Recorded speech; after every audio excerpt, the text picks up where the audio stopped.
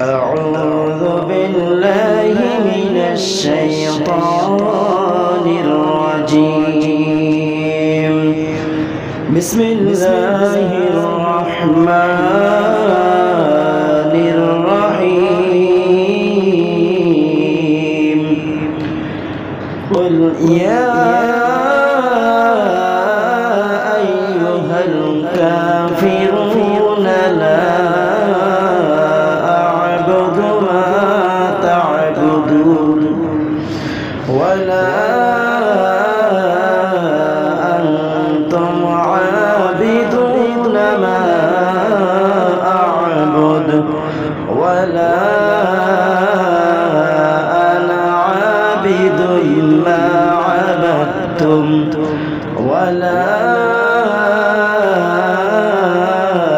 أنتم عابدون ما أعبد لكم دينكم ولي دين. وقال تعالى في شان حبيبي صلى الله عليه الصلاة والسلام إن الله وملائكته يصلون على النبي يا أيها الذين آمنوا صلوا عليه وسلموا تسليما. اللهم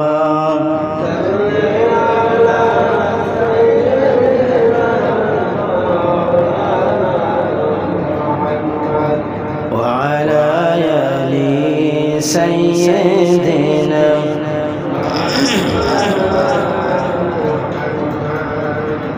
الحمدلله আল্লাহ সুবহানাহু ওয়া তাআলার দরবারে অগণিত শুকর এবং সাজত পেশ করছি যেই মালিক দয়া করে মায়া করে প্রত্যেক জুমার ন্যায় আজকেও আপনাকে আমাকে ঐক্যবদ্ধ হয়ে তার গোলামি করার জন্য আসা এবং বসার সুযোগ করে দিয়েছেন। এই জন্য আমরা খুশি না বাজার?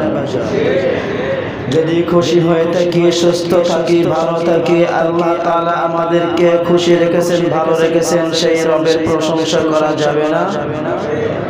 যাবে না? যদি আমরা সুস্থ থাকি, ভালো থাকি, তাহলে আমরা আল্লাহ রাব্বুল আলামিনের শুকর জ্ঞাপন করছি, আমরা শুকরিয়া দান বলি আলহামদুলিল্লাহ। আলহামদুলিল্লাহ। রব্বানা লাকাল হামদ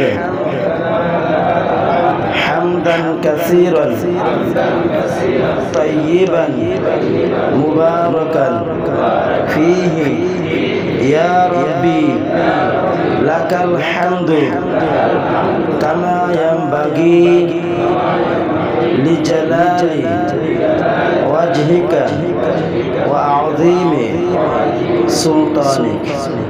প্রশংসা করলাম কার? লাভ হয়েছে কার? আল্লাহ তাআলার গুণগান যত গাবো আল্লাহ রাব্বুল আলামিন সন্তুষ্ট হয়ে আমাদেরকে তার অফুরন্ত নিয়ামত দিয়ে থাকবেন ইনশাআল্লাহ। সম্মানিত দিনী মুসলমান ভাইরা, পৃথিবীর ভিতরে আল্লাহ রাব্বুল আলামিন যেই কাজটাকে সবথেকে ঘৃণা করেন, যেই কাজটাকে আল্লাহ রাব্বুল আলামিন সবথেকে মারাত্মক মনে করেন, আল্লাহ রাব্বুল আলামিনের সামনে যে কাজটা করলে আল্লাহ রাব্বুল আলামিন অসন্তুষ্ট বোধ করেন, সবথেকে নিকৃষ্ট মনে করেন, আল্লাহ রাব্বুল আলামিন সবথেকে রাগান্বিত হন, আল্লাহ রাব্বুল আলামিনের সবথেকে আযাব গজব বর্ষিত হয়, সেটা হলো শিরক। সেটা কি? শিরক। আর এই শিরক যারা করে তাদের অন্তর্ভুক্ত হলে আমরাও শিরকের অন্তর্ভুক্ত হয়ে যাব। আল্লাহ রাব্বুল আলামিন ওইখানে তার আযাব গজব নাজিল করেন যেখানে আল্লাহ তাআলার সাথে নাফরমানি করা হয়, শিরক করা হয় বেশি, ঠিক কি না? ইনশাআল্লাহ আল্লাহ তাআলা যদি আমাকে সেই তৌফিক দান করে, আজকে আমি সূরাতুল কাফিরুন থেকে আলোচনা করব। অমুসলিমদের সমর্থন না করা, অমুসলিমদের কাজকে উৎসাহিত না করা, সেই বিষয় নিয়ে আলোচনা করব ইনশাআল্লাহ। এই যে আজকে আলোচনার বিষয়টা, এইটা যে কোনো মাঠে ময়দানে কোনো বড় বড় তাফসীর হয় যেখানে, সেইখানে এই সমস্ত কথা বেশি বলা দরকার। যেহেতু আমরা আজকে কোন পথে চলে যাচ্ছি, আমরা নিজেরাই ধ্বংস হয়ে যাচ্ছি, নিজেরা অনুভব করতে পারতেছি না, ঠিক না? আল্লাহ রাব্বুল আলামিন বলেন কুল ইয়া আইয়ুহাল কাফিরুন লা আ'বুদু মা তা'বুদুন। আল্লাহু আকবার। কুল ইয়া আইয়ুহাল কাফিরুন, নবী হে আপনি বলুন। আল্লাহ তাআলা নবীকে নির্দেশ দিয়েছেন, ওয়ার্ডার করেছেন, নবী হে আপনি বলুন কুল ইয়া আইয়ুহাল কাফিরুন, হে কাফেররা শোনো, লা আ'বুদু মা তা'বুদুন, আমি তাদের ইবাদত করি না যাদের ইবাদত তোমরা করো। আমি নবী তাদের ইবাদত করি না, তোমরা যাদের ইবাদত করো। আল্লাহ তাআলা বলে দিয়েছেন। এই আয়াতটা এই কোরআনের এই ছোট্ট একটা সূরা সূরাতুল কাফির নাযিল হয় তখন যখন মুহাম্মদ সাল্লাল্লাহু আলাইহি ওয়াসাল্লাম ইসলামের দাওয়াত দিচ্ছিলেন, তাওহীদের দাওয়াত দিচ্ছিলেন, এক রবের প্রতি মানুষদেরকে আহ্বান করতেছিলেন। নবীজি আখির নবী, শ্রেষ্ঠ নবী, এই জন্য মানুষদেরকে আহ্বান করতেছিলেন। সবাই তাকে সিদ্দিক বলে দাবি করেছিলেন, সবাই তাকে আল আমিন বলে দিয়েছিলেন, সবাই তাকে মহব্বত করেছিলেন, বিশ্বাস করেছিলেন। যে কাফেররা যখন দেখে মুহাম্মদ সাল্লাল্লাহু আলাইহি ওয়াসাল্লাম আমাদের বিরুদ্ধে যখন তাদের রবের দিকে মানুষদেরকে আহ্বান করে, যখন দেখে যে তাদের ধর্ম ত্যাগ করে মুহাম্মাদের দিকে তারা অগ্রসর হয়, এক রবে বিশ্বাসী হয়ে এক রবের ইলাহা করে, এক রবের আনুগত্য করে, দাসত্ব করে, গোলামি করে, তখন কাফেররা সলা পরামর্শ করল যে মুহাম্মদকে এই দাওয়াত থেকে কিভাবে বঞ্চিত করা যায়, মুহাম্মদ এই দাওয়াতগুলো যেতে না দেয়, সেই জন্য আল্লাহ নবীর কাছে একটা চুক্তি পরামর্শ নিয়ে গেল। কি নিয়ে গেল? তখন বলতেছে কাফেররা বলতেছে, আমরা চাই না মারামারি, চাই না ঝগড়া ফাসাদ, চাই না, আমরা সমাজতার ভিতরে আসতে চাই, সমাধানের ভিতরে আসতে চাই। মুহাম্মদ, আমরা তোমাদেরকে একটা অফার দিচ্ছি, আমরা তোমাদেরকে একটা সুযোগ দিচ্ছি, তুমি এই সুযোগটা গ্রহণ করবা কিনা? তুমি এই সুযোগটা গ্রহণ করে আমাদেরকেও তুমি বিপদ থেকে হেফাজত করো, তুমি মুহাম্মদ তুমি নিজেও সচেতন থাকো। তখন তারা প্রস্তাব দিলেন, মুহাম্মদ 1 বছর আমরা তোমার রবের ইবাদত করব, আর 1 বছর তোমরা আমাদের মূর্তির ইবাদত করবা। নাউজুবিল্লাহ। কোন নবী আল্লাহর হুকুম ছাড়া কোন কথা বলতে পারেন না? পারে? পারে? পারে? ইন হুয়া ইল্লা ওয়াহয়ুন ইউহা আল্লামাহু শাদীদুল কুওয়া। নবী করিম সাল্লাল্লাহু আলাইহি ওয়াসাল্লামের ওহী আসতো যখন তখনই কথা বলতেন। ওহী ছাড়া মুহাম্মদ সাল্লাল্লাহু আলাইহি ওয়াসাল্লাম কোনো কথা বলতেন না। এমনকি কোন নবী আল্লাহর হুকুম ছাড়া কথা বলতেন না। নবীজি ততক্ষণ পর্যন্ত কথা বলতেন না যতক্ষণ জিবরিল মুখ না খুলতেন। জিবরিল আলাইহিস সালাম ততক্ষণ কথা বলতেন না যতক্ষণ পর্যন্ত আল্লাহ তাআলা অর্ডার না করেন। বুঝতে পেরেছি? মুহাম্মদ সাল্লাল্লাহু আলাইহি ওয়াসাল্লাম তিনি মুখ খুলতেন না জিবরিল যতক্ষণ তার কাছে না বলতেন, আর জিবরিল যতক্ষণ ততক্ষণে মুখ খুলতেন না যতক্ষণে আল্লাহ তাআলা তাকে নির্দেশ না দিতেন। এখন তারা অফার দিল, মুহাম্মদ 1 বছর আমরা তোমার ইলাহা তোমার রবের ইবাদত করব, আর 1 বছর তোমরা আমাদের দেব দেবীর পূজা করবা, মূর্তি ইবাদত করবা। তখন আল্লাহ তাআলা এই আয়াতটা নাযিল করে দিলেন, বলেন নবী হে বলুন কুল ইয়া আইয়ুহাল কাফিরুন, নবী হে আপনি বলুন হে কাফেররা শোনো, লা আ'বুদু আমি তাদের ইবাদত করি না, মা তা'বুদুন তোমরা যাদের ইবাদত করো। তারা কি চাইছিল? নবী তার কথাগুলো মানত, নবী যদি তাদের কথা অনুযায়ী চলতো, নবী যদি তাদের সমর্থন করত, তাহলে তারাও কি হইতো? সন্তুষ্ট হইতো। আল্লাহ রাব্বুল আলামিন এই কথাগুলো আবার সূরাতুল কলামের 9 নম্বর এবং 10 নম্বর আয়াতে আল্লাহ তাআলা উল্লেখ করে দিয়েছেন। আল্লাহ তাআলা বলেন, ওয়াসদু লাউ তুদহিনু ফায়ুদহিনুন ওয়া লা তুতি' কুল্লা হাল্লাফিন مهين ودوا لو تدهن فيدهنون নবী তারা চায় আপনিও তাদেরকে নমনীয়তা দেখান, তারাও আপনার সাথে নমনীয়তা দেখাবে।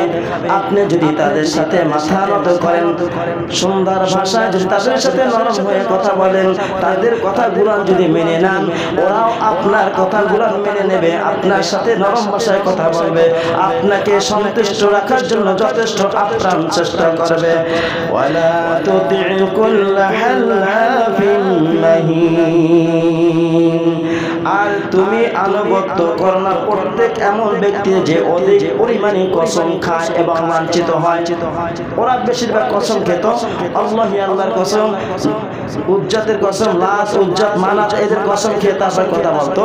এরা নবীকে বিশ্বাস করানোর জন্য তারা বলছে 1 বছর আমরা তোমার রবের ইবাদত করব, আর 1 বছর তুমি মুহাম্মদ আমাদের মূর্তির ইবাদত করবা।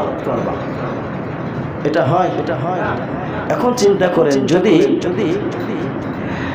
নবী করিম সাল্লাল্লাহু আলাইহি ওয়াসাল্লাম তিনি যদি মেনে নিতেন, আচ্ছা ঠিক আছে আমরা তোমাদের কথা আমি মানব, 1 বছর তোমাদের দেবদেবীর আমি ইবাদত করব, আর 1 বছর তোমরা আমার রবের ইবাদত করবা। এখন দেখেন, এটা যদি মুহাম্মদ সাল্লাল্লাহু আলাইহি ওয়াসাল্লাম মেনে নিতেন তাহলে কি হতো? যদি মুহাম্মদ যদি বলতো আচ্ছা ঠিক আছে আমি তোমাদের সাথে রাজি, তবে তোমরা আগে 1 বছর আমার রবের ইবাদত করবা। বলেন 1 বছর যদি কাফের মুশরিকরা যদি ইবাদত করত, যদি 1 লক্ষ কাফেররা যদি আল্লাহ তাআলা আনুগত্য করত, নবীর সাথে ইবাদত করত, 1 লক্ষর ভিতরে কম হইলো 10,000 লোক কি মুসলমান হইতো না? হইতো না? তাহলে আল্লাহ তাআলা সবকিছু জানেন, ভবিষ্যতের বাণী খবর কে জানে? মুহাম্মদ জানে, আল্লাহর রাসূল জানে।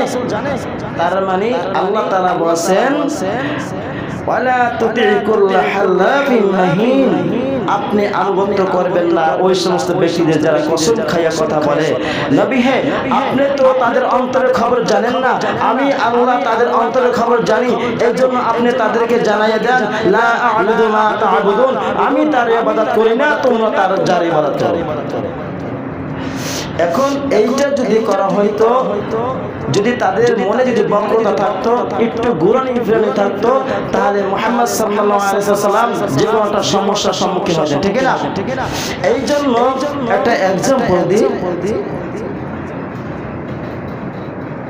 হাল চাষ করায় লোক রাখা, বছরকে লোক রাখা কাজ করা, তাদেরকে বলা যায় হাল চাষ করা যায়, হালুটি বলা হয়, তাই না? হালুটি বলা হয় না, চাষি বলা হয়, চাষি বলা হয় না। এখন এই চাষিকে একজন মালিক রাখছে, তুমি 1 বছর আমার হয়ে কাজ করবা, 1 বছরে 30 মণ 40 মণ না 50 মণ ধান এরকম কন্ট্রাক্ট করে রাখা হয়। তুমি 1 বছর আমার কাজ করবা, 1 বছর পরে তোমাকে এত মণ ধান দেওয়া হবে, 40 মণ 50 মণ বা 30 মণ যেটা দেওয়া হবে। এখন ওই মালিক ছিল একটু উপরকৃত নামাজি, দিনদার, মুত্তাকি। এই যে চাষিকে রাখা হয়েছে হালুটি বলা হয়, এই হাল চাষ করার জন্য রাখা হয়েছে। এই হাল চাষ যে করে চাষি, সে আবার তো নামাজ রোজা করতো না। এখন এই মালিক চিন্তা করলো, এই আমার যে চাষি, আমার এই যে কাজের লোক, একে আমি কিভাবে দিনদার বানাবো, কিভাবে নামাজি বানাবো। তিনি বলল আচ্ছা ঠিক আছে, তুমি যদি 1 বছর 5 ওয়াক্ত নামাজ পড়ো, তোমাকে এই 40 মণের সাথে আরো মনে করে 20 মণ ধান বাড়াই দেবো, বা আরো 30 মণ ধান বাড়াই দেবো। তার ওই ব্যক্তি খুশি হয়ে বলছে যে আচ্ছা ঠিক আছে আমি নামাজ পড়বো, আমি নামাজ পড়বো। ঠিক ওই ব্যক্তি 1 বছর নামাজ পড়ছে। কি বলছে? 1 বছর নামাজ পড়ছে। নামাজ পড়ার পরে তখন তাকে যখন এই চুক্তি যে 1 বছর কাজ করলে 40 মণ 30 মণ ধান দেবে, ওই 30 মণ অথবা 40 মণ ধান দিয়েছে, ওই যে বাড়তি 20 মণ ওইটা দেয় না। এখন ওই কাজের লোক বলছে, চাষি বলতেছে আপনি আমাকে বলছেন বছরে 30 মণ অথবা 40 মণ ধান দিবেন, সেটা দিলেন, কিন্তু আরেকটা যে অফার দিয়েছেন যে আমি যদি 5 ওয়াক্ত নামাজ 1 বছর পড়ি তাহলে আমাকে আপনি আরো 20 মণ ধান দিবেন, তাহলে সেই 20 মণ কোথায়? তখন সে বলল তুমি নামাজ পড়েছো, ইবাদত করেছো, সেটা কি আমার জন্য না রবের জন্য? বলছে রবের জন্য। তাহলে বলছে তুমি যদি রবের জন্য, রবের সন্তুষ্টির জন্য যদি তুমি নামাজ পড়ে থাকো, ইবাদত করে থাকো, তাহলে তুমি আমার কাছে কেন ধান চাচ্ছ? ওই চাষি রাখাল বসে আমার মনে হয় একটু সন্দেহ হয়েছিল, তুমি যে আমার সাথে এরকম একটু ঘুরানি ফিরানি করতে পারো, চাল খেলাইতে পারো, চালাকি করতে পারো, সেই জন্য আমি চাষি আমি রাখাল নামাজ পড়ছি উজু ছাড়াই। কথা বলেন, উজু করতে একটু কষ্ট হইতে না? শীতের মৌসুমে ভোর রাত্রে উঠা ঠান্ডা পানি দিয়ে উজু করতে খুব শান্তি লাগে, তাই না? কথা বলেন না কেন? শান্তি লাগে না কষ্ট লাগে? এই জন্য ওই চাষি বলতেছে আপনি আমাকে 20 মণ ধান দেবেন, এইটা আমার বিশ্বাস হয় না, যার কারণে আমি উজু ছাড়াই এই 1 বছর নামাজ পড়লাম। ক্ষতিকার চাষির না? ঠিক এইরকম মুহাম্মদ সাল্লাল্লাহু আলাইহি ওয়াসাল্লাম যদি এই দাবিটা মেনে নিত, আচ্ছা তোমাদের দাবি মেনে নিলাম, তোমরা 1 বছর আমার রবের ইবাদত করবা আর 1 বছর তোমাদের দেবদেবীর আমি ইবাদত করব, তাহলে মুহাম্মদ সাল্লাল্লাহু আলাইহি ওয়াসাল্লাম কাফেরদের অন্তরের খবর জানতো কে? আল্লাহ। সেজন্য বলছে মুহাম্মদ তুমি তাদেরকে বলে দাও, বলে ইয়া আইয়ুল কাফিরুন, হে কাফেররা, লা আ'বুদু মা তা'বুদুন, আমি তাদের ইবাদত করি না, তোমরা যার ইবাদত করো। এই যে মালিক রাখাল রাখছিল, কৃষক রাখছিল, এই কৃষকের মনের খবর কি জানছিল? যদি জানতো যে এইরকম বাটপারি করবে, আমি ধান দেব না আর ও বিনা উজুতে নামাজ পড়বে, এইটা যদি জানতো তাহলে এই অফারটা কি তাকে দিত? তাহলে মুহাম্মদ সাল্লাল্লাহু আলাইহি ওয়াসাল্লাম অন্তরের খবর জানেন না, গায়েবের খবর জানেন না। গায়েবের চাবিকাঠি কার কাছে? আল্লাহর কাছে। যদি কোনো মানুষ যদি বলে যে মুহাম্মদ সাল্লাল্লাহু আলাইহি ওয়াসাল্লাম গায়েবের খবর জানে, তার শিরক করলো, মুশরিক হয়ে গেল। কি হয়ে গেল? মুশরিক হয়ে গেল। কারণ ইন্না শিরকা লাযুলমুন আযীম, সবথেকে জুলুম, বড় জুলুম হলো শিরক। কি? তাহলে এই জুলুম করা যাবে না। অর্থাৎ এখন যারা এই শিরক করে, শিরকের অন্তর্ভুক্ত যারা, তাদের সমর্থন করা, তাদের কাছে যাওয়া, তাদের উৎসাহিত করা, তাদেরকে সায় দেওয়া, তার মানে আপনিও পূজার শামিল হয়ে যান। ঠিক না? আল্লাহ ভালো পাইছে, মাইকটা অন্যদিকে ফিরানো না, এদিকে যদি ফিরানো থাকতো তাহলে অনেক মানুষ খেপতো না? কথা বলে না। আল্লাহ রাব্বুল আলামিন সূরা তাহার 131 নম্বর আয়াতে বলেন, ওয়ালা তামুদ্দান্না আইনাইকা ইলা মা মাত্তা'না বিহি আযওয়াজান মিনহুম যাহারাতাল হায়াতিদ দুনিয়া লিনাফতিনাহুম ফীহি ওয়া রিজকু রাব্বিকা খায়রুন ওয়া আবকা। আল্লাহ তাআলা বলেন, নবী হে আপনি চোখ দুকে চুলে তাকাবেন না। কোন দিকে? ওই দুনিয়ার শান শওকতের দিকে তাকাবেন না, তাদের চাকচিক্য দেখে তাদেরকে দিকে তাকাবেন না, তাদের অফার গ্রহণ করবেন না। সীমিত সময়ের জন্য অফার দিয়ে আপনি মুহাম্মদ আপনাকে ধ্বংসের দিকে তারা টেনে নিয়ে যাচ্ছে, আপনি কখনো চোখ তুলে তাকাবেন না। ওদের যে পরিমাণ আমি সম্পদ দিয়েছি, সুখে রেখেছি, ওদিকে কখনো তাকাবেন না। কারণ আমি তাদেরকে দুনিয়ায় কাফেরদের মধ্যে কিছু লোককে সম্পদ দিয়ে আমি তাদেরকে পরীক্ষা করব, আর তাদেরকে আমি লাঞ্ছিত আযাবের ব্যবস্থা করে রেখেছি। মুহাম্মদ হে নবী, আপনি তাদের দিকে চোখ তুলে তাকাবেন না। অফার দিয়েছে, দিতে পারে, তাদের দিকে তাকাইয়েন না। তাদের এই দুনিয়ায় তাদের একটু শান শওকত, তাদের তো এই দুনিয়ায় বসে সুখ শান্তি, আল্লাহ রাব্বুল আলামিন পর করে তাদের জন্য কিছুই রাখেন না। ঠিক কি না? আর তোমার রবের দেয়া সবথেকে যে নিয়ামত, এইটা হলো চিরস্থায়ী। এটা হলো কি? চিরস্থায়ী। এই কাফেররা যখন মুহাম্মদ সাল্লাল্লাহু আলাইহি ওয়াসাল্লামকে যখন এই প্রস্তাব দিলেন, তখন তিনি মানলেন না। তখন কাফেররা ভদ্র সহকারে নবী থেকে চলে গিয়েছিলেন না, তিনি তাদেরকে 3 বছর গৃহবদ্ধ করে রেখেছিলেন। 3 বছর তাদেরকে গৃহ আবদ্ধ করে রেখেছিলেন। তাদের সাথে কোথাও বাজারে ঘাট যাইতে পারবে না, তারা কখনো মাঠে ঘাটে কাজ করতে দূরে কোথাও যেতে পারবে না, তাদের সাথে কোনো ব্যবসা বাণিজ্য করবে না। 3টা বছর এরকম মুহাম্মদ সাল্লাল্লাহু আলাইহি ওয়াসাল্লামকে তাদেরকে আবদ্ধ করে রেখেছিলেন। কারণ কি? তাদের শর্ত অনুযায়ী তাদের দাবি মানেন না, সেই জন্য। ঠিক না? নবীজি আমাদেরকে শিখাই দিয়ে গেছেন, আমরা কষ্ট করেছি।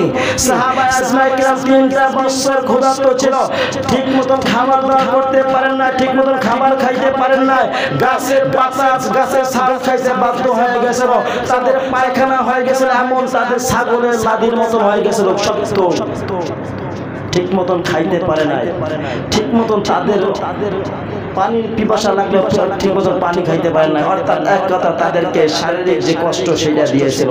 3 বছর পরে তারা পরামর্শ করলো, কাফেররাই পরামর্শ করলো তাদেরকে গৃহবন্ধ করে রাখার দরকার নাই, তাদেরকে ছেড়ে দাও।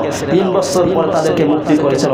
আজকেও আপনি আমি যদি এইরকমের যদি অপরাধ থেকে যদি মুখ ফিরাইয়ে নেই, আপনি আমি যদি শিরক থেকে মুখ ফিরাইয়ে নেই, তাহলে আপনার উপর আমার উপর কিছু না কিছু এইরকমের নির্যাতন আসতে পারে, ঠিক না? ঠিক না? আল্লাহ রাব্বুল আলামিন তিনি বললেন সূরাতুল ইমরানের 198 196 197 নম্বর আয়াতে বলেন লা ইয়াগুররান্নাকা তাকাল্লুবুল লাযীনা কাফারু ফিল বিলাদ মাতাউন কালীলুন সুম্মা মা'ওয়াহুম জাহান্নাম ওয়া বি'সাল মিহাদ। আল্লাহু আকবার। হে নবী, দুনিয়ার বিভিন্ন দেশে আল্লাহ তাআলা নাফরমান লোকদের চলাফেরা দেখে তোমাকে যেন কি করে না গাফেল না করে ফেলে, তোমাকে যদি ধোঁকা না ফেলে। আর এটাই নিছক কয়েকদিনের জন্য দুনিয়া, সামান্য কয়েকদিন দুনিয়ায় ভোগবিলাসী করবে, তাদের জন্য আমি জীবনের সামান্য আনন্দ দিয়ে ফুর্তি মাত্র দিয়ে থাকি। আর এবং তারপর এরাই হবে জাহান্নামে চলে যাবে, যা সবচেয়ে খারাপ স্থান, সবথেকে খারাপ স্থান। বিভিন্ন দেশে আপনি ঘুরতে পারেন নবী, হ্যাঁ, তাদের চলাফেরা, তাদের চালচলন, তাদের কাজকর্ম, তাদের সাজসজ্জা, তাদের আনন্দ ফুর্তি, তাদের এইগুলো দেখে আপনাকে যদি ধোঁকায় না ফেলায়, আপনি যদি তাদের এই সত্যে রাজি হয়েন না, যদি সত্যে রাজি হন তাহলে আপনি শিরকের অন্তর্ভুক্ত হয়ে গেলেন, ঠিক না? ঠিক না? নবীজি যদি একদিন না এক মুহূর্তের জন্য যদি ওদের ইবাদত ছাড়া যদি ইবাদত খানায় যাইয়া যদি ইবাদত করতো, তাহলে কি নবী থাকতো না মুশরিক হয়ে যেত? কথা বলেন না কেন? আপনার জন্য যে আইন, নবীদের জন্য সেই আইন, ঠিক না? নবীরা হারাম কাজ করলে আল্লাহ তাদেরকে মাফ করে দেবেন, আর আমরা যদি হারাম কাজ করি তাহলে আমাদেরকে সাজা দেবেন, এমন কথা বলা আছে? এমন কথা বলা আছে? নবীদের জন্য যে আইন, আমাদের জন্য সেই আইন। নবীদের উপর মুজিজা আসছে, ওহী আসছে, আমাদের উপর ওহী আসে না, ঠিক না? জীবনেও কোনোদিন আসবেও না, আসেও না, ঠিক না?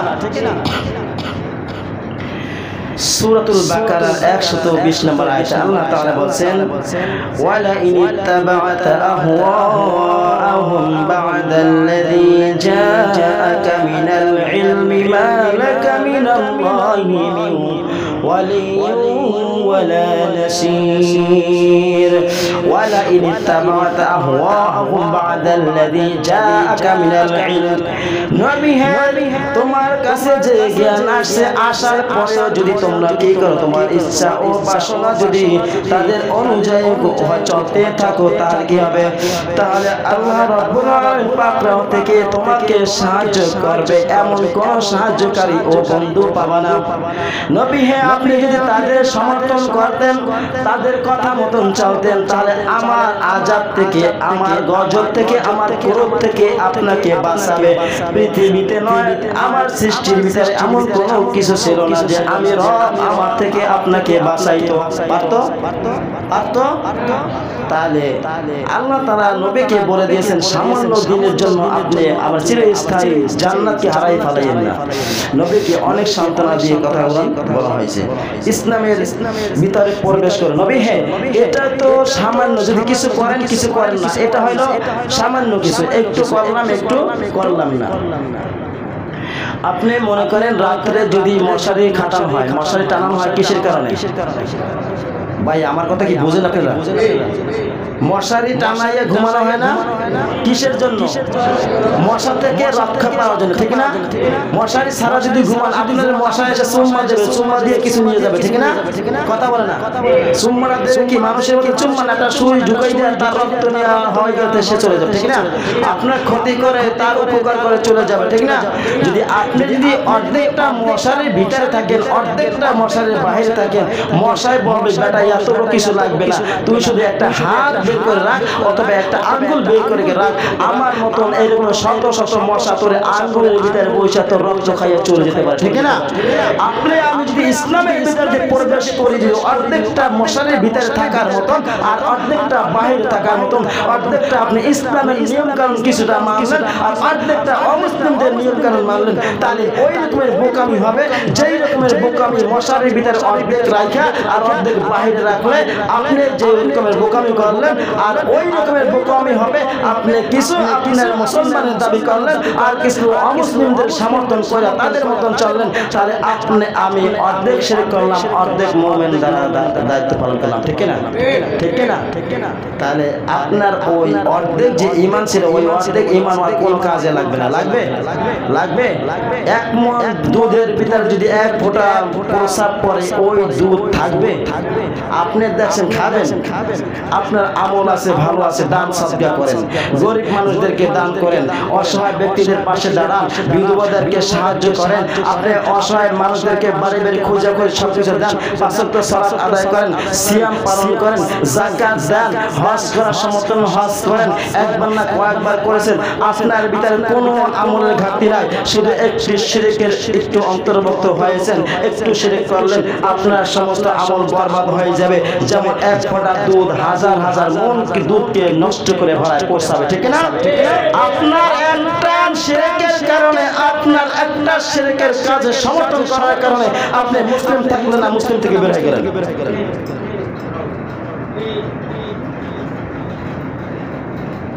সম্মানিত দিনী মুসলমান ভাইরা, আমাদেরকে এই শিরক থেকে বেঁচে থাকতে হবে, ঠিক না? কথা বলেন না? আমরা এরকম একটা হাদিস তিন প্রকার, এক প্রকার হাদিস হলো এরকমের সাহাবায়ে আজমায়ে কিরাম কাজটা করেছেন, নবীজি দেখলেন এই কাজটা ইসলাম সমর্থন করে, এই ইসলামের কোনো ক্ষতি করে না, তখন নবীজি নীরব থাকলেন। নীরব থাকার মানে এটাই হলো ভালো লক্ষণ, ঠিক না? কথা বলে না? আপনি যদি একটা লোক অন্যায় কাজ করতেছে আপনি যদি দেখে ওইটা সমর্থন করেন না, একটু করলে কিছু হবে না, আস্তে আস্তে চোর যখন চুরি করে নিজের বাবার পকেটে টাকা চুরি করে, এরপরে ভাইয়ের টাকা চুরি করে, এরপরে একটু পাশের ঘরেরটা চুরি করা শুরু করে, এরকম করতে করতে করতে যখন তার ভিতরে চুরির অভ্যাস ঢুকে যায় তখন কি ওই পথ থেকে ফিরে আসা সম্ভব? সম্ভব? যদি প্রথমে দেখছেন আপনি একটু চুরি করতেছে, দুই থাপ্পড় দিলে জীবনে আর চুরির নাম মনে করতো? কথা বলেন না কেন? আপনার সন্তান আপনার কাছ থেকে টাকা নিয়ে মেলায় যায়, আপনি টাকা দিচ্ছেন, তার মানে আপনি উৎসাহ করতেছেন, বাবা যাও ঘুরে ফিরে আসো, আর কিছু নিয়ে আসো, বড় বড় মূর্তি পুতুল কিনে নিয়ে এসো, আসে না? নিয়ে আসে না? তাহলে এই সমর্থন করলেন কি আপনি না? আপনার ছেলে পূজায় যায়, মণ্ডপে যায়, যাইয়া খাওয়া দাওয়া করে, আপনি বুঝেন, আপনার ছেলে বুঝে না, এই দায় থাকবে কে? কথা বলেন না? না কবে জানলা আমি কিছু জানি, বাচ্চা কোথায় গেছে জানি না, টাকা চাইছে 20 টাকা 50 টাকা দিয়ে দিয়েছে, আমি মসজিদে এসে সালাতুল আউয়াল নামাজ পড়ি, সালাতুল হাসান নামাজ পড়ি, তাহাজ্জুদ পড়ি, ইশরাকের নামাজ পড়ি, ঘরের মধ্যে বসে পারি না, মসজিদে এসে হুহা করে দুই নম্বরে বাটপারি করে মানুষদেরকে বুঝাইতে যাই, অথচ আমার ছেলে মেয়ে সন্তান সব পূজায় মণ্ডপ গেছে, ঠিক না? আল্লাহ রাব্বুল আলামিন যদি ওমরের মতন ক্ষমতা প্রত্যেকটা মসজিদের ইমাম সাহেবকে দিত, আমার মনে হয় প্রত্যেকটা মসজিদের ইমাম সাহেব সবাই ঐক্যবদ্ধ হয়ে তারপরে এর প্রতিবাদ করতে পারতো, ঠিক না? আমরা ইমামরা কেন পারি না? আমরা কেন পারি না? আমাদের পিস্টান আছে। কেমন পিস্টান আছে? আমরা চিন্তা করি এইখানে বসে যদি সত্য কথা বলতে যাই, চাকরিটা যদি চলে যায় তাহলে আমাদের ভাব বন্ধ। কথা বলে না? আপনার পকেট থেকে টাকা আনতে হলে আপনার পিছে পিছে বিড়ালের মতন ম্যাও ম্যাও করতে হবে, তারপর আপনার পকেট থেকে টাকা আনতে হবে, ঠিক না? আর যদি আপনার কাছ থেকে বিড়াল, কিছু কিছু বিড়াল আছে না, মালিকের পাশে যায় হাতে এরকম করে খাবার দাও, খাবার দাও, মালিককে দিলে খায়, না দিলে খায় না, এমন আছে না বিড়াল? আছে না? আর কিছু বিড়াল আছে দূর মালিকের গুল্লি মারি পাইছে ভাজা মাছ আর কে সহ্য করে না, খায় ইচ্ছা মতো পরে বাড়ি খায়, ঠিক না? আমরা দুনিয়ায় বসে যদি আল্লাহ তাআলার হুকুমকে মান্য করি, দুনিয়ায় বসে হয়তো কিছু মানুষ আমাদেরকে খারাপ মন্তব্য করবে, আমাদেরকে চাকরি থেকে বহিষ্কার করে দেবে, আমাদের চাকরি শেষ করে দেবে, কিন্তু আল্লাহ রাব্বুল আলামিন আমাদের রিজিক বন্ধ করবেন না, ঠিক না? ঠিক না? অনেক মানুষ বেকার আছে এখন, কোনো চাকরি নাই, 2 মাস 6 মাস বছরকে বছর চলে যেতেছে, কোনো চাকরি পাইতেছে না। তারা কি না খাইয়া আছে? আল্লাহ কি তাদেরকে না খাওয়াই মারতেছে? তাহলে এই সমস্ত মানুষদেরকে আল্লাহ বিনা চাকরিতে খাওয়াইতে পারতেছে, আর আপনার আমাকে যে চাকরি ছাড়া খাওয়াইতে পারবে না? পারবে না? তাহলে আল্লাহ তাআলা আমাদেরকে জ্ঞান দিয়েছে, বান্দা তোমাদেরকে জ্ঞান দিয়েছি, এই জ্ঞান অনুযায়ী মানুষদেরকে আহ্বান করো, তাহলে তোমরা হবে প্রকৃত মুমিন। ঠিক না? মসজিদে পাড়ায় পাড়ায় মসজিদ আছে, আর এখানে সভাপতি, সেক্রেটারি, ক্যাশিয়ার আছে, আছে না? আছে না? এই সেক্রেটারি, ক্যাশিয়ার, সভাপতি এদের যোগ্যতা থাকতে হবে ইমামের মতো। ঠিক না?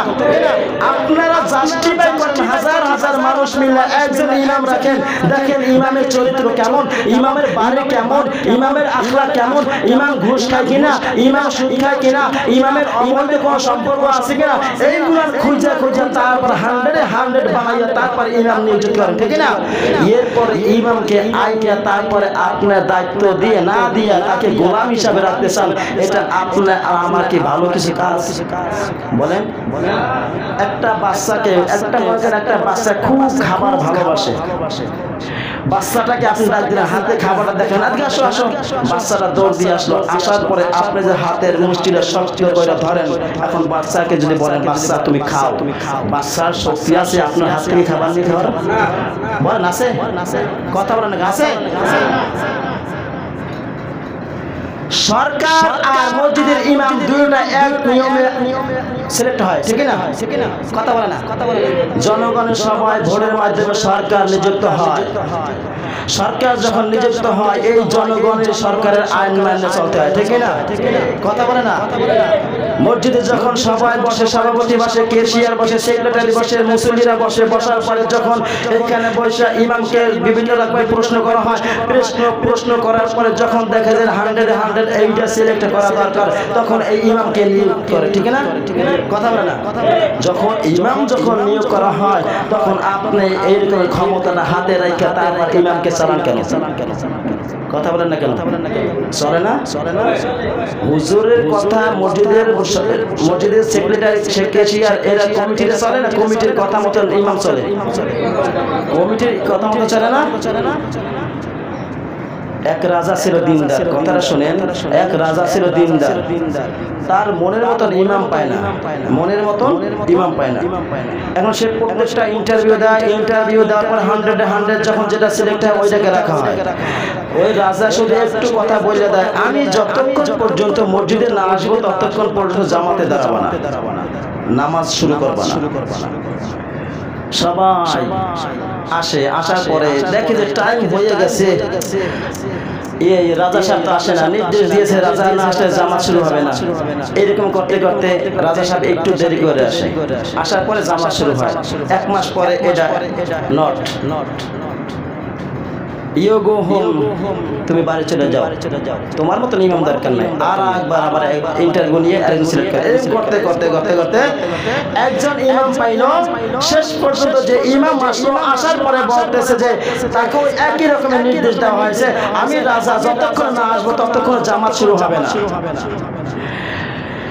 ওই ব্যক্তি আল্লাহওয়ালা লোক, দিনদার, মুত্তাকিন, পরেজগার লোক, কোরআন হাদিস পড়েছে, তার ভিতরে ইলম আছে, শোনা পড়াইতে পড়াইতে যেরকম খাঁটি হয়ে যায়, ইলম অর্জন করতে করতে অন্তরটা সেরকম ঝালাই দিয়া পরিপূর্ণতা হয়ে গেছে। এইরকমের একজন ইমাম আসছে, আসার পরে দেখতেছে টাইম হয়ে গেছে। এখন সে চিন্তা করে মসজিদে যখন ঢুকবে সবাই কি বলেন বলেন নামাজি, সবাই কি মুসল্লি, সবাই কি মুসল্লি। জেলখানার ভিতরে যদি মিনিস্টারে ছেড়ে যায়, জেলখানা যদি মেম্বারে ছেড়ে যায়, জেলখানা যদি এমপি ছেড়ে যায়, জেলখানা যদি চেয়ারম্যানে ছেড়ে যায়, জেলখানা যদি এলাকার মাতবরে ছেড়ে যায়, সবাই কি আসামি, সবাই কি সবাই কি। কেউ বলে এখানে অমুক অমুক, এরা বলে এই অমুক নাম্বার আসামি নিয়ে আসো, আনসিকার এমপির ছেলে, এই অমুক নাম্বার আসামি নিয়ে আসো, আনসিকার মিনিস্টারের ছেলে, এই আসামি নিয়ে আসছে চেয়ারম্যানের ছেলে। এখানে কি চেয়ারম্যান মেম্বার এখানে উল্লেখ করা হয় না আসামি? বলেন কথা বলেন, কি আসামি? মসজিদে যখন ঢুকবেন, মসজিদে কোনো এমপি নাই, মসজিদে ঢুকছেন মুসল্লি। মসজিদের ভিতরে চেয়ারম্যান ঢুকছে, চেয়ারম্যান নাই, মসজিদের ভিতরে ঢুকছেন, সে একজন মুসল্লি। মসজিদে একজন চোর ঢুকছেন, সে চোর না, সে একজন মুসল্লি। মসজিদের ভিতরে এমপি ঢুকছেন, এমপি না, সে একজন মুসল্লি। ঠিক না? ঠিক না? মসজিদে শুধু দুইজনের পরিচয়, একজন হচ্ছে মুয়াজ্জিন, একজন হচ্ছে ইমাম। কথা বলেন, কথা বলেন, কথা বলেন। মুয়াজ্জিন হচ্ছে আমানতদার, মুয়াজ্জিন হচ্ছে কি? আমানতদার। ইমাম হচ্ছে কি? জামিনদার। ইমাম কি? জামিনদার। এই মসজিদের ভিতরে যদি ঢোকেন, আপনি এমপি ঢুকছেন মুসল্লি, আপনি মেম্বার ঢুকছেন মুসল্লি, আপনি চেয়ারম্যান ঢুকছেন মুসল্লি, আপনি যেই হোক না কেন ঢুকছেন মুসল্লি, শুধু একজনের পরিচয় হচ্ছে ইমাম আর মুয়াজ্জিন। ঠিক না? আর সবাই কি? মুসল্লি। সবাই কি? তাহলে আপনি আমি যদি এখানে ঢোকার পরে আপনি যে জায়গায় মাথা জায়গায় দেখান আমি মাথা মোটা কিন্তু হ্যাং তাই অমুক হয়ে গেছি, কথা সাবধানে বললো। ইমাম সাহেবের কলিজায় পানি থাকে? কথা বলে না। ইমাম সাহেব চিন্তা করবে এবার চাকরিটা মাত্র নিলাম, ওদিকে বাচ্চা গাচ্চা আছে, ঋণ আছে, কিছু টাকা পয়সা দরকার, দা যে যা বলে চলতেছি। ইমাম সাহেব যদি চটপটে বিক্রি হওয়ার মতন যদি ইমাম হয়, তার চাকরি অনেক দিন টেকবে। কথা বলে না, অনেক দিন টেকবে। আর যদি আপনি একবার বিক্রিতে একদমই বিক্রি হয়, এমন একটা মার্কেটে ঢোকেন, আপনি দাম প্রেস লেখাবেন, নিয়ে নেন নাহলে ভাগেন, তাহলে কি দুইটা হয়? দুর্গম হইল না? আপনি চটপটি যে বিক্রি করে তার কাছে যাবেন, ভাই সে তো তার রুচি মতন দেবে। এরপরে একজন একটু লবণ বেশি খায়, সে বলবে ভাই একটু লবণ দেন। চটপটে বিক্রিটা সে কি লবণ দিবে না? আর একজন বলে ভাই একটু ঝাল বেশি দেন, ওই চটপটে বিক্রিটা আপনাকে ঝাল বেশি দিবে না? আরেকজন বলে ভাই একটু টক বেশি দেন, ওই টক দিতে বাধ্য হবে। ঠিক না? বাধ্য হবে এই জন্য যে তার কাস্টমার টিকায় রাখার জন্য আমি রুচি মতো দিয়েছি, তারপর তার রুচিতে যেটা চায় সেটা আমাকে দিতে বাধ্য হবে, কারণ কাস্টমার টিকায় রাখার জন্য। ঠিক না? আমরাও সেই রকমের কিছু ইমাম আছি, আমাদের চাকরি বাঁচানোর জন্য কমিটিকে আমাকে হাত করে রাখতে হবে, সভাপতির কথা শুনতে হবে, সেক্রেটারির কথা শুনতে হবে, তারপর দেশের কথা শুনতে হবে, না বেতন ঠিক মতন পাবো না। ঠিক না? ঠিক না? আল্লাহ তাআলা আমাদেরকে যে দায়িত্ব দিয়ে পাঠাইছেন, যে দায়িত্ব দিয়েছেন, সেই দায়িত্ব অনুযায়ী চলতে হবে। আপনার চাকরি থাকবে কি থাকবে না, ওই দিকে যদি তাকান তাহলে আল্লাহ রাব্বুল আলামিনের কাছে পাকড়াও হতে হবে। ঠিক না?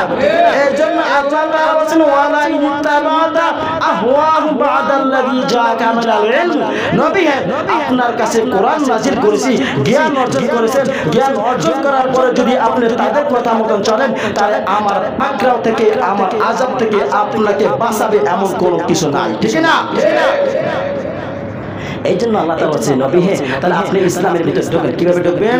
ইয়া আইয়ুহাল্লাযীনা আমানু দুখুলু ফিস-সিলমি কাফা ওয়া লা তাত্তাবিউ খুতুওয়াতিশ শাইতান। নবী হে, আপনি পরিপূর্ণভাবে ইসলামের ভিতরে দাখিল করুন, পরিপূর্ণভাবে। তাহলে নবীকে যে আয়াতটা নাজিল হয়, এই আয়াতটা কি আমাদের জন্য না নবীদের সহকার সবার জন্য? সবার জন্য না? সবার জন্য না? সম্মানিত দিনী মুসলমান ভাইরা, আমরা এখানে আসছি কিছু কথা বলার জন্য আর শোনার জন্য আসছি। আপনারা যেমন টাইমে আসেন এই টাইম কথা মাত্র শুরু করা হয়। এখন আমার এখানে টাইম বাজে 1:15 বাজে গেছে, এখন আর কথা বলার সুযোগ নাই। আপনারা শুনতে চাচ্ছেন না, আমারও দিতে মনে চাচ্ছে না। একটা কথা আছে না, কিছু জ্ঞানী কথা আছে যে কাউকে গায়ে পড়ে উপকার করতে যাবেন না, তার সমস্যা আছে। ঠিক না? কথা বলে না। আপনারা শুনতে চাচ্ছেন না, আমি দিতে চাই, তাহলে একটা ওইরকম হয়ে গেল না? যে দিতে চায় আর যে নিতে চায়, যে দিতে চায় তার আগ্রহ বেশি থাকে না, যে নিতে চায় তার আগ্রহ বেশি থাকে? আরে ভাই, ফকিরের আগ্রহ বেশি না, যে কেনে যে দান করে তার আগ্রহ বেশি থাকে? বলেন, যে ফকির সে না?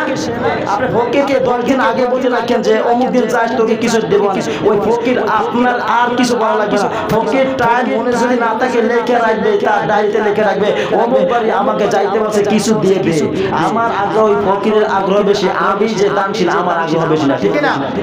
আপনাদের জানার যদি দরকার হয় আগে ভাগে আসবেন, আমিও আগে ভাগে এসে আলোচনা করতে পারি। ঠিক না?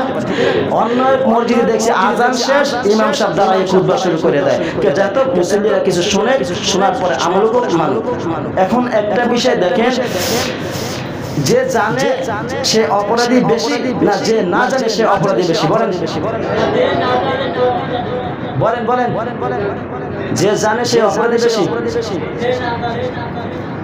আচ্ছা, আমরা কোম্পানিতে চাকরি করি, এখানে কম বেশি সবাই চাকরি করি না?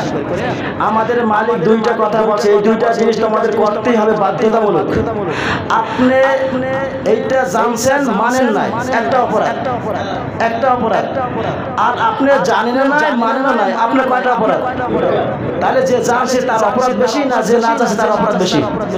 যে জানছে সে জানছে মানে নাই, একটা অপরাধ। আর যে জানে না সে মানেও না জানেও না, দুইটা অপরাধ। ঠিক না? কথা বলে না? আল্লাহ তাআলা বলেন কোরআন পড়ো, জ্ঞান অর্জন করো। আপনি জ্ঞান অর্জন করলেন না, মানলেন না, দুইটা অপরাধ করলেন। আর ইকরা, যে জ্ঞান অর্জন করছে মানে না সে অপরাধ করছে একটা। ঠিক না? কথা বুঝেন না? বুঝলে পরে বুঝে নিয়ে পরে বুঝাবো ইনশাআল্লাহ। আবার দোকানে চার দোকানে ওখানে তো আবার চার দোকানে যাইয়ে তো আপনার ওখানে বসে নাই, খুব গণ্যমান্য মুফতি মুফাসসির হাদিস সাইকুল হাদিস সবাই বসেন, বসে তারপর ইমাম সাহেবের কত প্রকার কি এই উদাহরণ সব ওইখানে বসে কথা বলা শুরু করে। ঠিক না? এই সমস্ত আমি মনে করি এই সমস্ত লোক যখনই কোনো দোকানে বসে সমালোচনা শুরু করবে, দোকানদারের উচিত গরম পানি তাদের শরীরে মারা দরকার। দোকানদাররা চিন্তা করে কাস্টমারের সাথে এই জন্য ব্যবহার করে, কাস্টমার আসবে না, আমার ব্যবসা লাল বাতি জ্বলবে। আল্লাহ তাআলা তোমার ব্যবসা সবুজ বাতি জ্বালাতে পারে না?